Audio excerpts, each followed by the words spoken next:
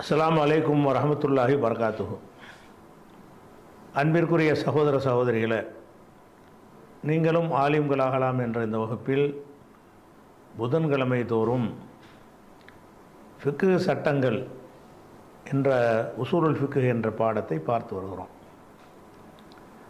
இதில் முதலாவது உசூல் என்னவென்று சொன்னால், விதி என்னவென்று சொன்னால், இஸ்லாத்தில் எந்த ஒன்றை நீங்கள் சட்டமாக எடுப்பதாக இருந்தாலும் அதற்குரிய ஆதாரமாக வஹி மட்டும்தான் இருக்கணும். வஹியை தவிர எதுவும் ஆதாரமாக இருக்கவே கூடாது, அது அல்லாஹ் அனுமதிக்கவே இல்லை என்பதற்கு நிறைய சான்றுகளை நம்ம இதுவரைக்கும் பார்த்துட்டோம்.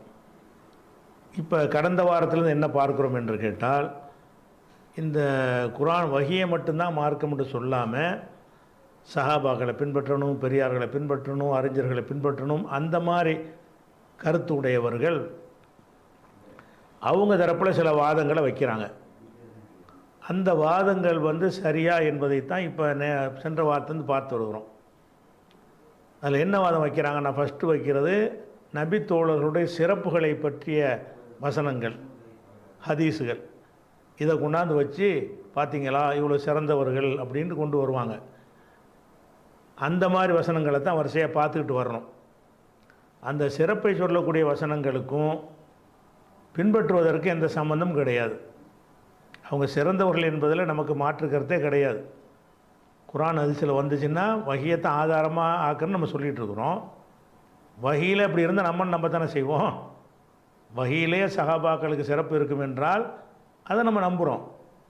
குர்ஆனில் சிறப்பு இருக்குது என்றால் நம்புகிறோம். அதே வஹியில் பின்பற்றக்கூடாதுன்னு சொன்னால் பின்பற்றதை தவிர்த்து கொள்கிறோம். என்னமோ நமக்கு எதிரான ஆதாரம் மாதிரி கொண்டாந்து காட்டுறாங்க, அது பின்பற்றுவதை சொல்லவே இல்லை. சென்ற வாரம் கடைசியாக அந்த 900 வசனத்தை பார்த்தோமா, இன்னொரு வசனத்தை பாருங்கள். இது என்னன்னு கேட்டால், ஒரு குபா பள்ளிவாசல்னு ஒரு பள்ளிவாசல் இருந்துச்சு. அந்த பள்ளிவாசலில் உள்ள மக்களை பற்றி அல்லாஹ் இதில் சொல்கிறான். சொல்லும்போது என்ன செய்கிறான்னா, ஃபீஹி ரிஜாலுன், அதிலே சில மக்கள் இருக்கிறார்கள், யுஹிப்பூன ஐ யத்தஹரு, தூய்மையாக இருப்பதை அவர்கள் விரும்புகிறார்கள், வல்லாஹு யுஹிப்புல் முத்தஹிரீன், தூய்மையாக இருப்பவர்களை அல்லாஹ் விரும்புகிறான். இது 9:108. இந்த குபா பள்ளியில் சில மக்கள் இருக்கிறார்கள்னு சொல்வது யாரை குறிக்குது? சஹாபாக்களை குறிக்குது. அவங்க தூய்மையை விரும்பினார்கள் என்று புகழாரம் சூட்டப்படுகிறது. இந்த மாதிரி தூய்மையை விரும்புகிறவர்களை அல்லாஹ்வும் நேசிக்கிறான் என்றும் சொல்லப்படுகிறது. இதில் நமக்கு என்ன மறுப்பு என்ன இருக்குது? ஒரு மறுப்புமே இல்லை. இதில் பின்பற்றணும்னு ஏதாவது இருக்குதா? இதெல்லாம் ஆதாரமாக காட்டுறாங்க. சஹாபாக்களுடைய சிறப்புன்னு பெருசாக பட்டியல் போட்டு விட்ருவாங்க. அந்த பட்டியலில் உள்ள விஷயங்களை எல்லாம் நம்ம வஹியை மதிக்கிற ஆளுக்கு இதையும் தானே மதிப்போம். அவங்க தூய்மையை தான் விரும்பினாங்க, அவங்கள அல்லாஹ் நேசிக்கிறான். இதில் இரண்டாவது கருத்துக்கு இடமில்லை. அந்த அல்லாஹ் தான் சொல்லுகிறான், நபிக்கே சொல்லுகிறான், ஏன் அனுமதி இல்லாமல் நீயே உன்னை ஹலாலாக்க முடியாதுங்கிறான். உனக்கு கூட அதிகாரம் இல்லைங்கிறான். அப்போ அதிகாரம் தீனெல்லாம் அல்லாஹ்வுக்கு சொந்தம்னு வரும் பொழுது மார்க்கத்தில் அவங்க ஆதாரம் இல்லாமல் சொன்னதை பின்பற்றலாமா என்பதற்கு இது பதில் ஆகாது. இது அதுக்கு மறுப்பு ஆகாது. இதுக்கு நம்ம எந்த விளக்கமும் கொடுக்க தேவையில்லை. இது அப்படி நம்பிக்கொள்கிறோம். எப்படி நம்புகிறோம்? அந்த குபா பள்ளியில் இருந்த நபித்தோழர்கள் ரொம்ப சுத்தத்தை விரும்புகிற நபித்தோழர்களாக இருந்தாங்க. ஆமாம், அல்லாஹ் சுத்தமாக இருக்கிறவங்கள விரும்புகிறான், நிச்சயமாக விரும்புகிறான். ஆமாம், இதில் என்ன பிரச்சனை? இது சஹாபாக்களை பின்பற்றுவதற்கு எப்படி ஆதாரம் ஆகும்? ஆகாது. அந்த லிஸ்ட்டை போடுவாங்க, இந்த மாதிரி வசனம்லாம் அள்ளி போடுவாங்க. அதே மாதிரி இது 9:117 வருது. என்ன வருதுன்னா, லகத் தாபல்லாஹு, அல்லாஹ் மன்னித்து விட்டான், அலன் நபி, நபியை மன்னித்து விட்டான். அதாவது இந்த காப் இப்னு மாலிக்குங்கிற ஒரு சஹாபியும் வேறு 2 சஹாபாக்களும் தபூக்கு போருக்கு போகாமல் பின்தங்கிடுவாங்க. நாளைக்கு போகலான்னு சொல்லிட்டு கடைசியில் போக மாட்டாங்க. அவங்கள ரசூலுல்லாஹ் சமூக பகிஷ்காரம் செஞ்சு வச்சுருப்பாங்க. ஊர் நீக்க மாதிரி, யார் சலாம் சொல்லக்கூடாது, பேசக்கூடாதுன்னு சொல்லி. அதுக்கு பிறகு அல்லாஹ் என்ன செய்கிறான்னா, அதுக்கு அவரையும் மன்னிக்கிறான். இந்த செயலை செஞ்ச சஹாபாக்களை ரசூலுல்லாஹ்வை மன்னிக்கிறேங்கிறான். அது செஞ்சுருக்கக்கூடாது. ஊர் நீக்கம் என்பது இஸ்லாத்தில் இல்லாதது. அதனால் அல்லாஹ் என்ன செய்கிறான்னு கேட்டால், லக்கத் தாபல்லாஹு, அல்லாஹ் மன்னித்து விட்டான், நபியை மன்னித்து விட்டான். எதுக்கு நபியை மன்னிக்கிறான்? அவங்க ஒரு தோழர் தப்பு செஞ்சாருங்கிறதுக்கு அவனை அல்லாட்ட விட்டுறாமல் இவங்களே தண்டனை கொடுக்கும் விதமாக யார்கிட்ட பேசக்கூடாது, கொடுக்கலவங்களை வச்சுக்கிறக்கூடாது, பொண்டாட்டியோட ஒரு சேரக்கூடாது, இப்படிலாம் ரசூலுல்லாஹ் உத்தரவு போட்டாங்கல்ல. இது சரியில்லைங்கிறதுக்காக வேண்டி எல்லாம் என்ன செய்கிறான்னு கேட்டால் அதை மன்னிச்சிட்டேங்கிறானா. லக்க தாபல்லாஹு, அல்லாஹு மன்னித்து விட்டான். நபியை மன்னித்து விட்டான். ஒல் முஹாஜிரீன, முஹாஜிர்கள்லாம் சேர்ந்தான அந்த ஊர் நீக்க செஞ்சாங்க, முஹாஜிர்களையும் அல்லாஹ் மன்னித்து விட்டான். ஒல் அன்சாரிகளை மன்னித்து விட்டான். இதில் பிரச்சனை இல்லை. அப்புறம் வர்றதுலேருந்து என்ன செய்கிறாங்க, அல்லதீன, இவங்க யார் என்று கேட்டால் இத்தபவுஹு, அவரை நபியை பின்பற்றினார்கள். ஃபி சாத்தில் உஸ்ரத்தி, கஷ்டமான ஒரு நேரத்தில் பின்பற்றினார்கள். இந்த சஹாபாக்கள் என்ன முஹாஜிர் அன்சார்கள் எந்த மாதிரி ஆட்கள்னு கேட்டால் கஷ்டமான நேரத்தில் ரசூலுல்லாஹ் பின்பற்றியவர்கள் அப்படின்னு நல்லா என்ன செய்கிறான், புகழ்ந்து சொல்லுகிறான். இதில் என்ன நம்ம மறுக்கிறதுக்கு நம்ம என்ன இருக்குது? இதெல்லாம் நமக்கு எதிரான ஆதாரம் ஆகுமா? அந்த சஹாபாக்கள் கஷ்டமான நேரத்திலாம் பின்பற்றினார்கள். அந்த நேரத்தில் இஸ்லாம்னு சொன்னாலே வாழ முடியாது. ஆனால் சொல்லிவிட்டு என்ன செஞ்சாங்க, அவ்வளோ துன்பங்களையும் சகித்து கொண்டார்கள். அன்சார்களும் அப்படி தான், இருக்கிற சொத்து பத்து எல்லாத்துலேயும் பாதி பாதியாக கொடுத்தாங்க. இப்படிலாம் யாரும் கொடுக்க முடியாது. அப்போ சிரமமான நேரத்தில் பெரிய வளர்ந்து ஆளாகி பெரிய இயக்கமாக இஸ்லாம் வளர்ந்த பிறகு இஸ்லாத்தில் அவங்க சேர்ந்தவங்க கிடையாது. இந்த முஹாஜிர் அன்சார்லாம் யாருன்னு கேட்டால் இஸ்லாம்னு சொன்னாலே துன்பம் கஷ்டம் அப்படி காலத்தில் வந்தவங்கன்னு இருக்குது. இந்த புகழை நம்ம மறக்கிறோமா? சஹாபாக்கள் அப்படி தான் செஞ்சாங்க என்பதை மறக்கவா செய்கிறோம்? கண்டிப்பாக அவங்களுக்கு பெரிய அந்தஸ்து இருக்கிறது. அவங்க கண்டிப்பாக சிரமமான நேரத்தில் தான் இஸ்லாத்தை ஏற்றுக்கொண்டார்கள். இதில் பின்பற்றுவதற்கு ஆதாரமாக இதை வைக்கிறாங்க. நமக்கு மறுப்பு சொல்கிறோங்கிற பேரில் சஹாபாக்களுடைய சிறப்பு தெரியுமான்னுட்டு பயான் டைவர்ட் பண்ணி விட்டு தலைப்பை மாற்றி விட்டு போயிடுவாங்க. சிறப்பு இருக்கட்டும்பா, சிறப்பை யார் மறுக்கிறா? சிறந்தவங்க தான். சிறந்தவங்களாக இருந்தாலும் தீன் அல்லாஹ்வுக்குரியது, வஹியைத்தான் பின்பற்றணும். அவங்க ஒன்றை சொன்னால் நம்ம பின்பற்றுவதற்கு நம்ம பின்பற்றுவதற்கு எப்படி சட்டமாகும்? அது இந்த வசனத்தில் ஏதாவது பின்பற்றுவது இருக்குதா? இல்லை. அதே மாதிரி இதில் 57:10 எல்லாம் புகழ்ந்து சொல்கிறான். நாமளும் சேர்ந்து புகழ்வோம் சஹாபாக்களை, மாற்று கருத்தே இல்லை. என்ன சொல்கிறான்னு கேட்டால் லா யஸ்தவி மின்கும், உங்களில் சமமாக மாட்டார்கள். மன் அன்ஃபக மின் கபலில் ஃபத்தஹி, ஃபத்தஹ்னா மக்கா வெற்றி, ஃபத்தஹ்னா வெற்றின்ற அர்த்தம். இது மக்கா வெற்றி. மக்கா வெற்றிக்கு முன்னால் பொருளாதாரத்தை செலவு செய்தார்களே அவர்களும், காத்தல, மக்கா வெற்றிக்கு முன்னால் போர் செய்தார்களே களத்தில் இறங்கி, அவர்களும் சமமாக மாட்டார்கள். அவர்களும் அது யார், மற்றவங்களும் சமமாக மாட்டார்கள். உலாய்க்கு ஆலமு தரஜத்தன், இவர்கள் தரஜாவில் அந்தஸ்தில் மேலானவர்கள். யாரை விட? மினல்லதீன் அன்பக்கும் மின்பாது ஒக்காத்தலும், பிறகு போர் செஞ்சு பிறகு செலவழித்தாங்களே அவங்களோட தரஜா கூடியவர்கள். இதில் சஹாபாக்களை ரெண்டாக பிரித்து அல்லாஹ் சொல்கிறான். ரெண்டு நீங்கள் சமம் கிடையாது. சஹாபாக்களில் சீனியர் சஹாபாக்களுடைய அந்தஸ்து வேறு, ஜூனியர் சஹாபாக்களுடைய அந்தஸ்து வேறு. சீனியர்னா வயசில் இல்லை, இஸ்லாத்தை ஏற்றுக்கொண்டதில் சீனியராக இருந்தாங்கள்ல அவங்களுடைய அந்தஸ்து வேறு, ஏற்றுக்கொள்வதில் பின்னாடி வந்தாங்கள்ல அவங்க அந்தஸ்து கம்மி தான். ஏன்னு கேட்டால் இவங்க கஷ்டமான நேரத்தில் வந்தாங்க. அதுக்கு தான் அல்லாஹ் என்ன செய்கிறான்னு கேட்டால் மக்கா வெற்றியை அளவுகோலை வைக்கிறான். மக்கா வெற்றிக்கு அப்புறம் வளர்ச்சி தான், ஏறு முகம்தான். மக்கா வெற்றிக்கு முன்னாடி பூரா இறங்கு முகம்தான், அடி தான். அப்போ மக்கா வெற்றிக்கு முன்னாடியே இஸ்லாத்தில் சேர்ந்துட்டாங்களே அவங்க இஸ்லாம் வளர்ந்ததை பார்த்து சேரவில்லை. இது ஒரு வலுவான இயக்கமாக ஆகிவிட்டது என்று நினைத்து சேரவில்லை. கஷ்டத்தை தான் சுமக்க வேண்டியிருக்கும்னு தெரிஞ்சே சேர்ந்தார்கள். ஆனால் மக்கா வெற்றிக்கு பிந்தி வந்தவங்களாம் என்னது, வளர்ச்சியான யார் வரலாம்? இஸ்லாத்தில் சேர்ந்து கொண்டால் நமக்கு சேஃப்டி, நமக்கு பாதுகாப்பு, நமக்கு நிறைய உதவிகள்லாம் கிடைக்கும் என்ற காலத்தில் இஸ்லாத்திற்கு வந்தவங்களும் ஆரம்பத்தில் வந்தாலும் சமமாக மாட்டார்கள் அப்படின்னு சொல்லிவிட்டு குல்லன் வாத அல்லாஹுல் ஹுஸ்னா, குல்லன் அனைவருக்கும், அனைவர்னா ரெண்டு சாராக இருக்கும். வாத அல்லாஹுல் ஹுஸ்னா, நல்லதை அல்லாஹ் வாக்களித்திருக்கிறான். அதனால் இவங்க பிந்தியும் சமமாக மாட்டார்கள் என்றாலும் முந்தி வந்தவங்களுக்கும் அல்லாஹ் நல்லதை தான் வாக்களிக்கிறான், பிந்தி வந்த சஹாபாக்களுக்கு நல்லதை தான் வாக்களிக்கிறான். நல்லதை வாக்களிக்கிறான்னா அவங்க வெற்றி பெறுவார்கள் அந்த கருத்து போல வருது. நல்லதுன்னா சொர்க்கம் தானே, சொர்க்கத்தை வாக்களித்திருக்கிறான். அப்போ இதில் நல்ல எண்ணத்தோடு அவங்க செஞ்ச யாராக இருந்தாலும், அவங்க முந்தின சகாபியாக இருந்தாலும் பிந்தின சகாபியாக இருந்தாலும் அவங்களுக்குரிய தரஜாவை அல்லாஹ் என்ன செய்வான், கொடுப்பான். இதில் நமக்கு என்ன மறுப்பு இருக்குது? நமக்கு மறுப்பாக இதை கொண்டு வந்து சொல்கிறதுக்கு என்ன கிரவுண்ட் இருக்குது? இது நம்மளும் தானே சொல்கிறோம். நம்ம என்ன கேட்குறோம், அவங்க சொல்வது மார்க்கமாக ஆகுமா? ஆகாதுன்னு இவ்வளோ வசனத்தில் சொல்லிவிட்டான் அல்லாஹ். நம்ம ஏற்கனவே காட்டிட்டோம்ல, ஆகாது என்று பல வசனங்களில் அல்லாஹ் தெளிவுபடுத்தின பிறகு, நபிக்கே அந்த அதிகாரம் இல்லைன்னு சொல்லி தெளிவாக்கின பிறகு, வகி இல்லாதவங்க சொல்வதை நாம் எப்படி ஃபாலோ பண்ணுவது? அவங்க செஞ்சது கூலி அவங்களுக்கு இருக்குங்கிற விஷயம் வேறு, அவங்க சொல்ல கேட்டு நடக்கிறது என்பது வேறு. இதை என்ன செய்யணும், நம்ம புரிந்து கொள்வதாக இருந்தால் நம்ம மனிதர்களுக்கு ஏற்ற உதாரணத்திலேருந்து இதை புரிஞ்சுக்கிடலாம். அதாவது ஒரு முதலாளி இருக்கார். அவர் என்ன செய்கிறாருன்னு கேட்டால், அவருக்கு அர்ப்பணிப்பாக ஆரம்பத்தை கடையை ஆரம்பிக்கும் போது கூட மாட நின்றாங்கல்ல, சின்ன சின்ன நிறுவனமாக ஆரம்பிக்கிறார்.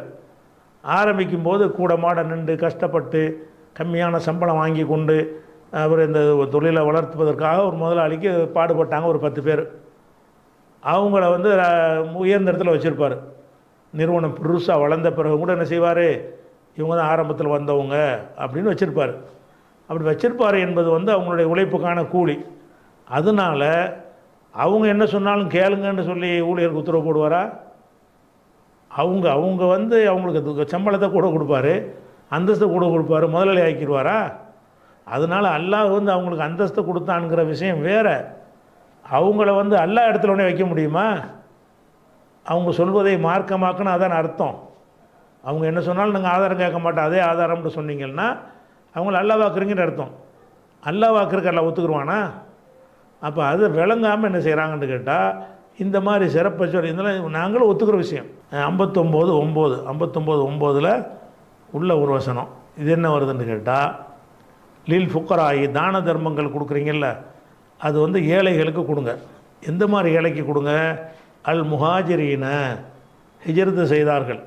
எந்த மாதிரி ஹிஜ்ரத் செஞ்சார்கள்னா, அல்லதீன உஹ்ருஜு மின் தியாரியும் அம்பாலியும், அவங்களுடைய செல்வங்களை விட்டும் வீடுகளை விட்டும் வெளியேற்றப்பட்டார்கள்.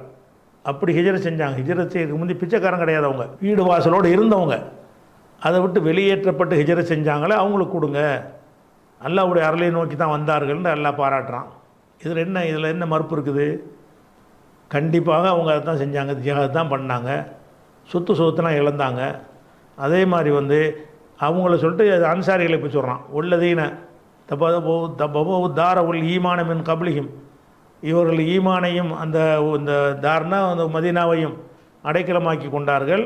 யுஹிப்பூன, இவங்க விரும்புகிறார்கள், மன் ஹாஜர இலையும், தங்களை நோக்கி ஹிஜ்ரத் செஞ்சு வர்றாங்கல்ல அவங்கள ரொம்ப நேசிக்கிறாங்க இந்த அன்சார் மக்கள்னு அவங்கள பற்றி என்ன செய்கிறான் அல்லாஹ் பாராட்டுறான். தங்களை விட யூசிரூனால அம்பு செய்யும் உளவுக்கான ஹசாசா, தங்களுக்கு வறுமை இருந்தாலும் கூட பிறரை தேர்ந்தெடுத்து கொள்கிறார்கள். நம்ம கஷ்டமாக இருந்தால் கூட முஹாஜிர்கள் நல்லா இருக்கட்டும் என்று அந்த உதவி செஞ்சாங்கன்னு வருது. அப்போ அன்சாரிகளும் தியாகம் செஞ்சு வந்தாங்க, வீடு வாசலோடு இழந்துட்டாங்க. முஹாஜிர்களும் அன்சார்களும் அள்ளி அள்ளி கொடுத்தாங்க அப்படின்னு சொல்லிட்டு உலாய்க்கு உமுல் முஃப்லிஹூன், வெற்றி பெற்றவர்கள் வருது. 59:9 வருஷத்தில் வருது. அப்போ இதில் நம்ம என்ன வழங்கணும்? இந்த மாதிரி அன்சாரிகளும் நல்லவங்க, முஹாஜிர்களும் நல்லவங்க. அவங்க முன்ன பின்ன தப்புகளை செஞ்சு இருந்தால் கூட அவங்க செஞ்ச நன்மைக்கு முன்னால் அது அல்லாஹ்வால் மன்னிக்கப்பட்டு போய்விடும். அவங்க ஏற்றுக்கொண்ட அந்த கஷ்டமான நேரத்தில் ஏற்றுக்கொண்டாங்கல்ல, அதுக்காகவே அல்லாஹ் என்ன செய்வான்னு கேட்டால், அவங்க சில தவறுகளை செஞ்சுருந்தால் கூட அவங்க மன்னிச்சிருவான். அந்த மாதிரி ஒரு அந்தஸ்து பெற்றவர்கள் என்பதை நம்ம மறுக்கவே மாட்டோம்.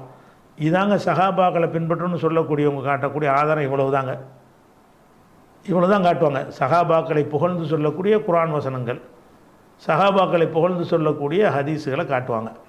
இதில் நம்ம எதையாவது மறுப்போமானா ஆதாரப்பூர்வமான ஹதீஸாக இருந்தால் மறுக்கவே மாட்டோம். அந்த சிறப்புகள் இல்லைன்னு நம்மளும் அவங்களுக்கு ஒன்றுண்டா சொல்கிறோம்? இல்லவே இல்லை. ஒரு காலத்துலையும் சொல்லக்கூடாது, சொல்ல மாட்டோம். அவங்க வேற, நம்ம வேற தான். ஏன்னா அந்த காலத்தில் நம்மளாம் இருந்தால் இஸ்லாத்தில் ஏற்றிருப்போமான்னு சொல்ல இயலாது, அவ்வளோ கஷ்டம். அதனால் அவங்களுடைய தியாகங்கள் இல்லைன்னா இஸ்லாம் வளர்வதற்கு ரொம்ப அவங்க உறுதுணையாக நின்றார்கள். இதை விட்டுறணும். பின்பற்றலாமா என்பது தான் டாபிக். சரி, இவ்வளோ சிறப்பு சொல்கிறீங்கல்ல, சிறப்புகள் இவ்வளோ சொல்கிறோட நம்ம என்ன செய்கிறோம்னு கேட்டால், இப்போ சஹாபாக்களை நம்ம எடுத்து பார்க்கணும். இது அவங்க சிறப்புக்கு உடைய ஆதாரம்னு காட்டுறாங்கல்ல, அவங்க தரப்பு வாதங்கள் தான் இது. நம்ம சைட்லேருந்து அதுக்கு கொடுக்குற பதிலும் இருக்குல்ல. நீங்கள் சஹாபாக்களை பின்பற்றணும்னு சொல்கிறீங்கல்ல, பின்பற்றணும் என்று சொன்னால் அவர்கள்ட்ட பிழையே வரக்கூடாது. அப்போ தானே பின்பற்றணும். பிழை வரும்னா பின்பற்றலாமா? பின்பற்றக்கூடாது. அவங்களுக்கு பிழை வந்திருக்குதா, அவங்க வந்து குர்ஆன் ஹதீஸில் உள்ளதுக்கு மாற்றமாகவும் சொல்லி இருக்கிறார்களா, அல்ல அறியாமல் இருந்திருக்கிறார்களா என்று தேடி பார்த்தீங்கன்னு சொன்னால் அப்படியான சம்பவங்கள் நிறைய கிடைக்கிறது. அப்படி இருக்கும்போது எப்படி நீங்கள் பின்பற்றலாம்? இந்த கேள்விக்காகத்தான் சில விஷயங்கள் நம்ம என்ன செய்கிறோம், எடுத்து காட்டுறோம். என்ன காட்டுறோம்னு கேட்டால் 2வது அத்தியாயத்தை எடுத்துக்கிறதுங்க. 196 196 வந்து இப்போ வந்து ஹஜ்ஜு 3 வகை இருக்குது. உங்களுக்கு தெரியும். ஹஜ்ஜு செய்வதாக இருந்தால் 3 விதத்தில் நம்ம அந்த ஹஜ்ஜை செய்யலாம். ஒன்று, வெறும் ஹஜ்ஜை மட்டும் போக வேண்டியது. ஹஜ்ஜுடைய நாளில் 7ஆம் நாள் போய் இறங்கி 8லேருந்து ஹஜ்ஜுடைய வேலை ஆரம்பிக்குது. இஹ்ராமை கட்ட வேண்டியது 8லேருந்து 13 வரைக்கும் உள்ள காரியங்கள் இருக்கிறது. அந்த காரியத்தை செஞ்சுட்டு இஹ்ராமை களைஞ்சிட்டா நம்ம ஹஜ்ஜை நிறைவேற்றிட்டோம். இது ஒன்லி ஹஜ். இது வந்து இஃப்ராதுன்னு சொல்லுவாங்க. இஃப்ராதுன்னா ஹஜ்ஜி மட்டும் தனித்து செய்தல். ஒருவர் இதை மட்டும் செஞ்சுட்டு பேசாமல் வந்துடலாம். பிற 7க்கு அங்கே இறங்க வேண்டியது, 8, 9, 10, 11, 12, 13 வரைக்கும் இருக்க வேண்டியது, 14க்கு திரும்பிட வேண்டியது. இதை மட்டும் செஞ்சுட்டு வந்தார்னா இவர் இதுக்கு பேர் என்னது, இஃப்ராது, ஹஜ்ஜி இஃப்ராது. இது ஒரு வகை. இன்னொரு வகை என்னன்னு கேட்டால் ஹஜ்ஜுல் கிரான். கிரான்னா காரணம்னா சேர்க்கறது. அதனுடைய மஸ்தர் வந்து கிரான். அதான் ஹஜ்ஜையும் இஹ்ராமையும் சேர்த்து செய்கிறது. சேர்த்து செய்கிறேன்னா எப்படி, அந்த 7ஆம் நாளுக்கு முன்னாடியே போய் உம்ராவை செஞ்சிட வேண்டியது. உம்ராவை முடிச்சுவிட்டு அதே இஹ்ராமில் கண்டினியூவாக ஹஜ்ஜையும் செய்கிறது. அதான் ஹஜ்ஜுடைய நாள் வருவதற்கு முன்னாடியே மக்காவுக்கு போய் இஹ்ராமோடவே இருந்து உம்ராவை செஞ்சுட்டு ஒரு உம்ராவோ 100 உம்ராவோ செஞ்சு முடிச்சுட்டு ஹஜ்ஜுடைய நேரம் இஹ்ராமை களையாமல் ஹஜ்ஜுடைய நாள் வந்தவுடனே ஹஜ்ஜுடைய காரியங்களை அதே இஹ்ராமிலே செஞ்சு என்ன செய்கிறது, ஒரு ஒழு செஞ்சுட்டு ஃபர்லையும் சுன்னத்தையும் தொழுகிற மாதிரி. ஒழு செய்கிறோம், ஃபர்லையும் தொழுகிறோம், அதே ஒழுவுலே சுன்னத்தும் தொழுகிறோம்ல, அந்த மாதிரி ஒரு இஹ்ராம்ங்கிறது ஒரு ஒழு மாதிரி. இஹ்ராம் அணிந்து விட்டு என்ன செய்கிறது, முதல்ல உம்ராவை செய்கிறது. ஒரு உம்ராவோ விரும்பின உம்ராவோ செய்யலாம். உம்ரா செஞ்சு முடிச்சு விட்டு ஹஜ்ஜு டைம் வந்தவுடனே ஹஜ்ஜையும் செய்வது. ஹஜ்ஜை செஞ்சு முடிச்சு விட்டு என்ன செய்கிறது, அதுக்கு பிறகு அதில் விடுபட்டு இஹ்ராமை களைஞ்சி வெளியேறது. இதில் இவர் என்ன செய்கிறாருன்னா ஹஜ்ஜையும் உம்ராவையும் சேர்த்து செய்கிறார். கிரான்னா சேர்க்குறார்.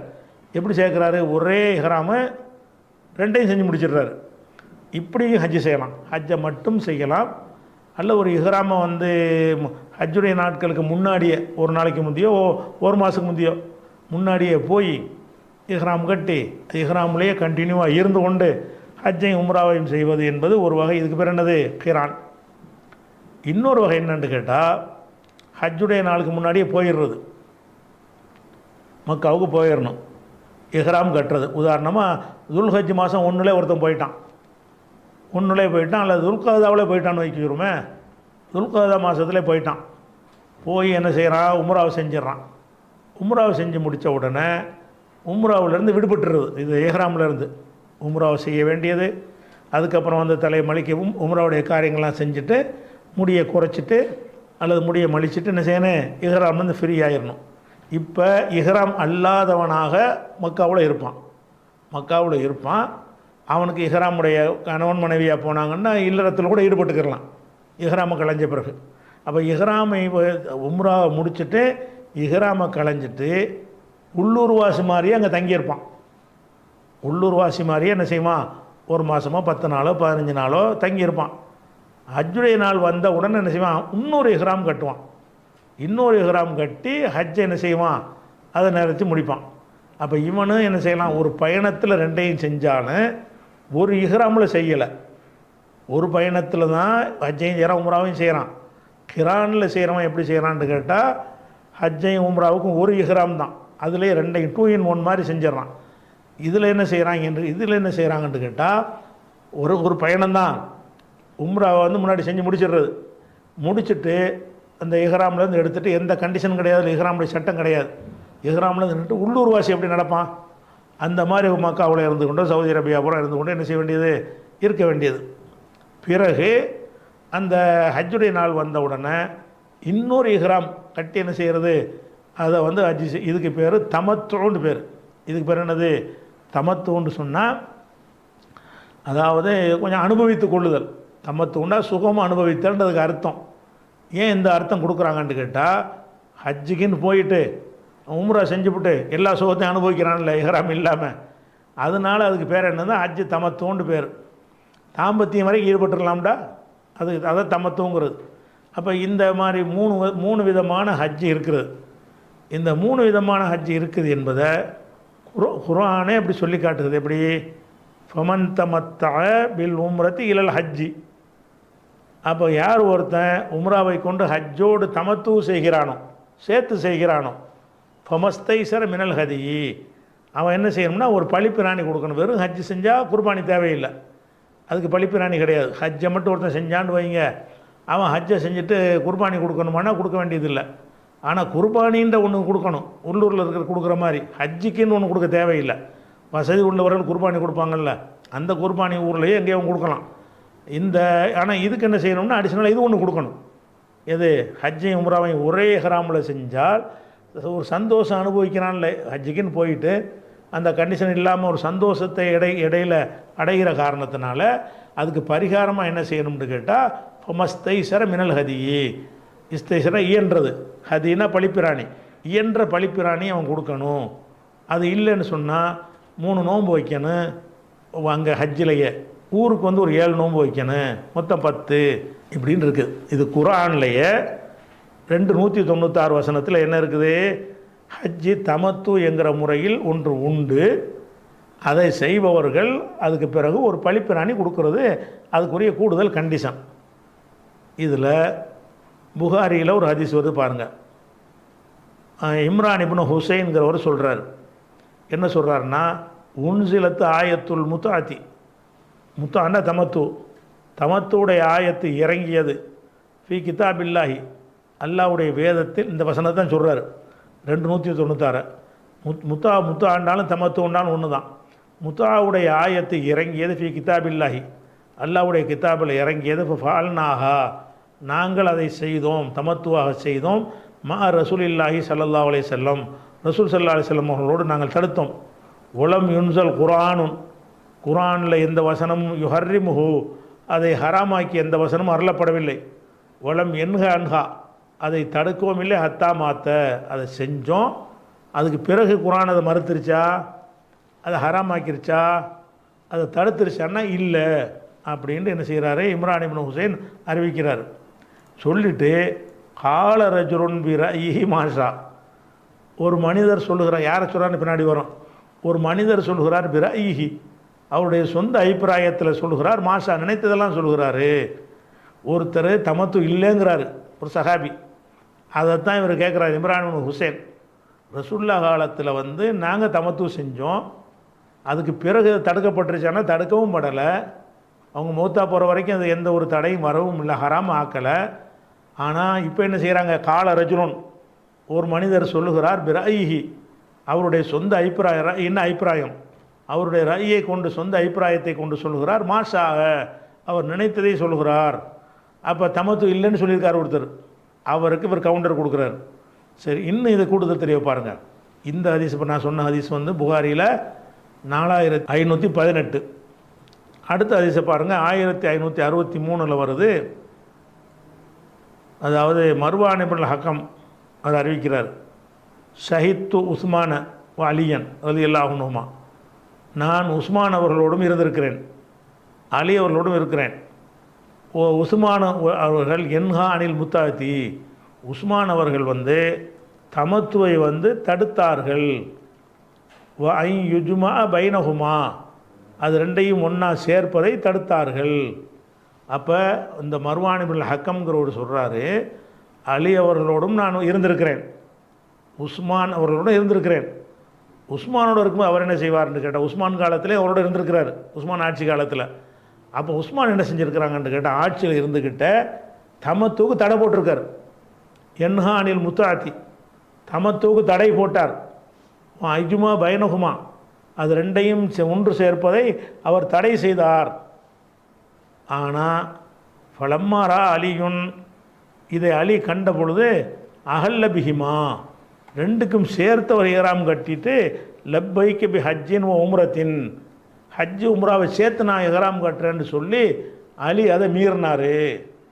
உஸ்மான் வந்து தடுக்கிறார், அலி மீறினார். மீறிட்டு அவர் சொல்கிறாரு, காலை அலி சொல்லுகிறார்கள், மா குந்துலி அதா வதாண்டா விட்டு விட்டான்னு அர்த்தம். லி அதா நான் விடக்கூடியவனாக இல்லை. சுன்னத்தை நபி ஸல்லல்லாஹு அலைஹி வஸல்லம் நபியுடைய சுன்னத்தை வந்து லி கவுலி அகதின் யாருடைய சொல்லுக்காக வேண்டி நான் அந்த சுன்னத்தை விட மாட்டேன். அப்போ உஸ்மான் வந்து தமத்துவம் தடுக்கிறாரு. குர்ஆனில் தெளிவாக இருக்குது. குர்ஆனில் இருக்கிற ஒன்றையே செய்யக்கூடாதுன்னு ஆட்சியில் வைத்துக்கொண்டு சட்டம் போடுறார், தடை செய்கிறார். அலி என்ன பண்ணுறாரு, நான் ரெண்டுக்கும் சேர்த்து செய்ய போகிறேங்கிறார். சொல்லிவிட்டு என்ன சொல்கிறாருன்னு கேட்டால், மா குன்துலை அதா சுன்னத்த நபி ஸல்லல்லாஹு அலைஹி வஸல்லம் ரசூலுல்லாஹ்வுடைய சுன்னத்தை வந்து லி கவுலி அகதின் எவருடைய கூற்றுக்காகவும் நான் விட மாட்டேன். கூற்று எவருடைய கூற்றுங்கிற யாரை சொல்கிறார், இவர் சகலப்பாடியே சொல்கிறார். உஸ்மானியார் அவர் சகலப்பாடி தானே, அவர் ரசூலுல்லாஹ்வுடைய ஒரு மருமகன் தான். அப்போ தன்னுடைய சகலப்பாடி ஆட்சியாளர் என்ன செய்கிறாரு, தடுக்கிறாரு. இவர் என்ன செய்கிறாரு, எவருடைய பேச்சைங்கிறது நான் சுன்னத்தை விட முடியாது அப்படின்னு அவர் சொன்னார்னு இருக்குது. இப்போ இம்ரான் பின் ஹுசைன் சொன்னார்ல, ஒரு ஆள் உண்டு, அது உஸ்மானை தான் சொல்கிறாரு. அப்போ ரசூலுல்லாஹ்வோட நாங்கள் செஞ்சுருக்கிறோம், ஒரு ஆள் வந்து தன்னுடைய அபிப்பிராயத்தில் நினச்சதெல்லாம் சொல்கிறாருங்கிறார். அந்த ஒரு ஆளுண்டார்ல, ஒரு ஹதீஸ் பார்த்தோம்ல, அந்த ஒரு ஆள் இவர் தான். யார், உஸ்மான் ரலியல்லாஹு தான். அப்போ உஸ்மான் அவர்கள் ஆட்சியில் இதை தடுத்தாங்க. இப்போ நீங்கள் சிந்திக்கிற விஷயம் என்னன்னு கேட்டால், இப்போ சஹாபாக்கள் என்ன சொன்னாலும் பின்பற்றணுங்கிற, ஏன் தடுத்தார், அவர் என்ன ஆராய்ச்சி பண்ணார், அவருக்கு அல்லாஹ்வுக்குள்ள விஷயம் விளங்குதா. அவருடைய அந்த தியாகத்திற்காக வேண்டி அந்த அந்த அந்த தவறான முடிவை அல்லாஹ் மன்னிக்கக்கூடும், சொர்க்கவாசின்னு சொல்லிவிட்டாங்க. உங்களுக்கு அந்த மாதிரி கேரண்டிலாம் ஒன்றும் கிடையாது. இப்போ நம்ம கவனிக்கிற என்னன்னு கேட்டால், தெளிவாக 296 வசனத்தில் தமத்துவம்ன்ற ஒரு ஹஜ் இருக்குன்னு குர்ஆன் சொல்லுதில்ல. குர்ஆனில் சொன்ன ஒன்று, ரசூல் ஸல்லல்லாஹு அலைஹி வஸல்லம் அவர்கள் செய்த ஒன்று, அந்த ஒன்றை உஸ்மான் வந்து தடை போடுகிறார் என்று சொன்னால், அதிலேருந்து நம்ம என்ன புரிய வேண்டி இருக்கிறது, அவர்கள் வந்து வேணும்னு தடை செஞ்சாங்கன்னு புரிகிறது. அவருடைய அந்தஸ்துக்கு நல்லா இல்லை. அறியாமல் செஞ்சார்னா சொல்லலாம், குர்ஆனை எதிர்த்து செஞ்சார்னா அது கொஞ்சம் நல்லா இல்லை. அப்போ குர்ஆனில் இருக்கிற கூட தெரியாமல் இருந்திருக்காங்கன்னு வழங்குதில்ல. தெரிஞ்சு செஞ்சார்னா கூடுதல் குற்றமாயிரும். அவ்வளோ பெரிய பாரதூரமாக நம்ம சொல்ல விரும்பலை. என்ன செய்யணும், ஒன்று வந்து வேணும்னே செஞ்சுருக்கணும், இல்லைன்னா அறியாமல் செஞ்சுருக்கணும். இதில் அவரை பொறுத்த வரைக்கும் எது சிறந்ததாக இருக்கும், நம்ம அவரை கண்ணியப்படுத்துவதாக இருந்தால் எதை சொல்லணும் தெரியலை, அவருக்கு தெரியலைங்கிறனால தடுக்கிறார். இப்போ இப்போ சஹாபாக்கள்லாம் பின்பற்றணுங்கிறீங்களே, அப்போ சஹாபாக்கள் வஹியை இருக்கிறதுக்கு மாற்றமாக சொல்லியிருக்கிறாங்களே, வஹியில் ஒன்று இருக்கிறத தடுத்துருக்குறாங்களம்மா, எப்படி பின்பற்ற சொல்கிறீங்க, அதுக்கு அந்த கேரண்டி கிடையாது. இப்போ இது என்ன வழங்குது, சஹாபாக்களை பின்பற்றணுங்கிறீங்க, பின்பற்றுவதற்கு ஏற்றவாறு இல்லையே. இப்போ அதை ஒன்று பார்க்குறோம், தமத்து ஹஜ்ஜிங்கிறத மறுக்கிறார். அதே மாதிரி இதை அலி ரலியல்லாஹு என்ன செய்கிறாங்கன்னு கேட்டால், நேருக்கு நேரம் சண்டையும் போட்டிருக்காரு. அப்போ வேணும்னு செஞ்சார்னு வருவாருங்க. இஃப்தலஃப அலியுன் சயீத் இப்னு முஸைப் சொல்கிறாங்க, இஹ்தலஃப அலியும் உஸ்மானும் கருத்து முரண்பாடு கொண்டார்கள். ஒஹுமா பி உஸ்ஃபான் என்ற இடத்தில் இருக்கும், உஸ்மான் ஒரு இடத்துக்கு பேர், ஒஹுமா பி உஸ்மான் என்ற இடத்துல இருக்கும் பொழுது அலியும் உஸ்மானும் ஃபில் முத்தா விஷயத்தில் முரண்பட்டார்கள். இவர் கூடுங்கிறார், அவர் கூடாதுங்கிறார், முரண்பட்டார்கள். இப்போ கால அலி சொன்னார், மா துரீது, அலி என்ன சொல்கிறாரு, மா துரீது இல்லா அன் தன்ஹா அன் அம்ரின் ஃபஅலஹுன் நபி ஸல்லல்லாஹு அலைஹி வஸல்லம். அவர் கேட்குறாரு, மா துரீது நீ விரும்பவில்லை. யார் கேட்குறா, அலி கேட்குறாரு. யாரை நோக்கி கேட்குறாரு, உஸ்மானை பார்த்து நேரடியாக போய் கேட்குறாரு. மா துரீது நீ விரும்பவில்லை, இல்லா அன் தன்ஹா தடை செய்வதை தவிர. எதை தடை செய்வது, அன் அம்ரின் ஒரு காரியத்தை, ஃபஅலஹுன் நபி ஸல்லல்லாஹு அலைஹி வஸல்லம் ரசூலுல்லாஹ் செஞ்சார்களே அந்த ஒரு காரியத்தை தடை செய்வதை தவிர நீ விரும்பவில்லை. நீ எதை தடுக்கிறன்னு யோசிக்க, ரசூலுல்லாஹ் எதை செஞ்சாங்களோ அதை தடுக்கிற. யார் சகலப்பாட்டு போய் சொல்கிறாரு. இதை சொல்லிவிட்டு சொல்லி நீ தடை செஞ்சு நீனே வச்சுக்க, நான் கேட்க முடியாதுன்னு சொல்லிட்டு பழம்மாரா தாளிக்க இந்த நிலைமை ஏற்பட்ட பொழுது கண்ட பொழுது அகல்ல பிஹிமா ஜமீஅன் ரெண்டுக்கு சேர்த்து இஹ்ராம் கட்டினார். ஹஜ் உம்ராவுக்கு சேர்த்து அந்த சகலப்பாடி உத்தரவு மீறுகிறார்னு வருது. அப்போ இவர்கிட்ட ரசூலுல்லாஹ் செஞ்சதை சுட்டியும் காட்டியிருக்கிறார். அதுக்கு பிறகு அவர் நினைஞ்சிருக்காரு, உஸ்மானு தடைதாங்கிறார். இப்போ எந்த வகையில் நீங்கள் பின்பற்றணுங்கிறீங்க? நம்ம எப்படி இது சொல்ல நம்மள்கிட்ட கேட்டால் கூட என்ன செய்வோம், ரசூல்லா செஞ்சால் ஓகேன்னு சொல்லிட்டு போயிடுவோமே. ரசூல்லா தடுத்திருக்கிறாங்கன்னு இவர்கிட்ட போய் சொல்லப்படுது, உஸ்மான்ட்டு சொல்லப்படுகிறது. யார் சொல்கிறா? அவருடைய சகலப்பாடி அலி சொல்கிறாரு. சொல்லும்போது என்ன செய்கிறாரு, அதுக்கு பிறகு நான் தெரியாமல் செஞ்சுட்டேன், ரசூல்லாவுடைய செயல் இருந்தால் நம்ம அதை தான் செய்யணும் அப்படின்னு அவர் மாற்றணுமா இல்லையா? இவர் தான் மீறி செய்கிறார். அலி மீறி செய்கிறார். ஹதீஸ் படி நான் செய்வேன், நீ செஞ்சது சரியில்லை. அப்போ நம்ம இதை ஒரு ஹஜ்ஜில் தமத்து ஹஜ்ஜி இருக்குங்கிறது அனைவரும் அறிந்த ஒரு விஷயங்க. இன்னும் சொல்ல போனால் பெரிய கூட்டத்தை கூட்டிகிட்டு போய் ரசூல்லா ஹஜ்ஜி செஞ்சாங்க, தமத்து ஹஜ்ஜி செய்ய வச்சாங்க. வழங்குதா? அப்போ தமத்து ஹஜ்ஜிங்கிறது ஒரு ரகசியமாக செஞ்ச ஒரு வணக்கமும் கிடையாது, ஒரு ஹஜ்ஜி தான் செஞ்சாங்க. அப்போ தமத்து ஹஜ்ஜை ரசூல் ஸல்லல்லாஹு அலைஹி வஸல்லம் செஞ்சு இருக்கும் பொழுது இவர் என்ன செய்கிறார், உஸ்மான் எவரும் செய்யக்கூடாதுங்கிறார். அதை இவர் மறுக்கிறார், அலி அவரும் மறுக்கிறாங்க. அப்போ இதில் நம்ம என்ன விளங்குறோம், சஹாபாக்கள் சொன்னதெல்லாம் சரியாக இருக்கும்ன்றது கிடையாது.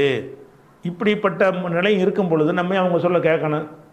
இந்த மாதிரி குரானுக்கு மாற்றமாகவும் சொல்லக்கூடியவர்கள் அது குரானில் இல்லாத சொல்லியிருப்பார்களா, ஹதீஸ் இல்லாமல் சொல்லியிருப்பார்களா, வஹி இல்லாமல் சொல்லியிருப்பார்களா, ரசூல்லாவை பார்க்காமல் சொல்லியிருப்பார்களா? இதமாக தான் வைக்கிறாங்க. சொல்லியிருக்கிறாங்களே, எதிர்த்து சொல்லியிருக்கிறாங்கங்க. குரானில் உள்ளதுக்கு எதிர்ப்பாக சொல்லியிருக்கிறாங்க, ஹதீஸில் உள்ளதுக்கு எதிர்ப்பாக சொல்லியிருக்கிறாங்க. இவங்க என்ன செய்கிறாங்க, ஒரு சஹாபி சொன்னார், இதை சஹாபி சொன்ன எங்கள் ஆதாரம் காட்டுறீங்கன்னா ரசூல்லா சொல்லாமே சொல்லியிருப்பார்கள், பார்க்காமே சொல்லியிருப்பார்கள், கேட்காமையே சொல்லியிருப்பார்கள். இது ஒரு வாதமா? கேட்டதாக சொல்கிறாரு, அவராக சொல்கிறாரு, அதை மட்டும் பாருப்பா, சொந்த கருத்தை தானே சொல்கிறாரு, விட்டுட்டு போ அப்படின்ட்டு சொன்னால் என்ன செய்கிறாங்க, சஹாபாக்கள் இப்படி சொல்லி ஒரு இஷ்டப்பட்டு சொல்வார்களா, சுயமாக சொல்வார்களா? இது ஊகம். சொன்னார்கள்ங்கிறது ஆதாரம், சுயமாக சொல்லியிருக்கிறாங்க, ஆதாரம் இருக்குது. அப்போ இந்த தமத்து ஹஜ்ஜி என்பதை உஸ்மான் அவர்கள் ஏன் மறுத்தார்கள்? குரானில் இருந்தும் மறுத்தார்கள், ஹதீஸில் இருந்தும் மறுத்தார்கள், தடையும் செய்தார்கள். ஒன்றை மார்க்கத்தில் உள்ள ஒன்றை தடையும் செய்தார்கள் என்று சொன்னால் நம்ம அவங்க சொன்னாங்க எங்கே சொன்னால் எப்படி பின்பற்றுவது? அவங்க தடை செஞ்சு அந்த காலத்தில் சிலருக்கு தடை செஞ்சுருக்கலாம், அது நிற்கலை. பாருங்களேன், இன்றைக்கி வரைக்கும் தமத்து செஞ்சுக்கிட்டு தானே இருக்கிறோம். அவருடைய சொல்லி எடுபட்டுச்சானா? எடுபடலை. அவர் சொன்னார், அலிமீறினார், ஆட்சி இருக்கிறதுனால அந்த மாதிரி சில தடைகளை போட்டு செஞ்சுருக்கலாம். ஆனால் அதை நீடிச்சிச்சா? இன்றைக்கி 72 கூட்டத்தில் யாராச்சும் இந்த தமத்து கூடாதுன்னு சொல்கிறாங்களா? மதுஹபுகளில் அது கூடாதுன்னு சொல்லியிருக்கிறாங்களா? அப்போ உஸ்மான் அவர்கள் உலகத்தில் யாரும் சொல்லாத ஒன்றை தானே சொன்னாங்கன்னு வருது. அப்போ நம்ம என்ன செய்யணுன்றா, சஹாபாக்கள் நம்மளை டைவர்ட் பண்ணி ஆதாரத்தை மாற்றி விட்டு குழப்பு இருக்கா சொல்கிறாங்க. இதெல்லாம் ஆதாரம் ஆகாது, சஹாபாக்கள் சொல்கிறதெல்லாம் ஆதாரம் ஆகாது என்பதற்கு நீங்கள் சிறப்புகளை கொண்டாந்து நீங்கள் சொல்கிறீங்க. நாங்கள் அவங்க ஆதாரம் மாட்டார்கள் என்பதற்குரிய ஆதாரங்களை கொண்டாந்து சொல்கிறோம். இது ஒன்றாச்சா? இதே தமத்துவ சம்பந்தமாகவே இன்னும் ஒரு கூடுதலான செய்தி இருக்கிறது, அதை வரிசையாக நம்ம பார்ப்போம். அவங்களுடைய வாதங்கள் ஒன்று ஒன்றா பார்ப்போம். ஒவ்வொரு வாதத்துக்கும் மறுப்பு. சஹாபாக்கள் பின்பற்றி தான் ஆவணுங்கிறாங்கல்ல. இந்த தொடரில் உள்ள ஆதாரங்களை நீங்கள் பார்க்கும் பொழுது அந்த சிந்தனை எங்கேயாவது மூலையில் இருந்தால் கூட நீங்கள் தூக்கி எறிஞ்சிருவீங்க. ஆமாம், இப்படியும் செஞ்சுருந்தாங்கன்னா நம்ம இதில் என்ன விளங்குறது? சஹாபாக்கள் குரானில் உள்ளதை மறுத்திருக்கிறாங்க, குரானில் உள்ள ஒரு சட்டத்தை மறுக்கிறாங்க, ஹதீஸில் உள்ள ஒரு சுன்னத்தை மறுக்கிறாங்க, தடை செஞ்சாங்கன்னா அப்போ சஹாபாக்கள் எப்படியும் செய்வாங்க தானே. அப்போ நம்ம அவங்களுக்கும் அல்லாவுக்குள்ள அவங்க செஞ்ச தவறுகள் இருந்தால் அல்லாவுக்கு உள்ளது, நம்ம பின்பற்றணுமா? அதை இப்படி தானே முடிவுக்கு வரணும். இது ஒரு விஷயத்தை வழங்கிக்கணும். மீதி இன்ஷா அல்லாஹ் அடுத்த வாரம் பார்ப்போம்.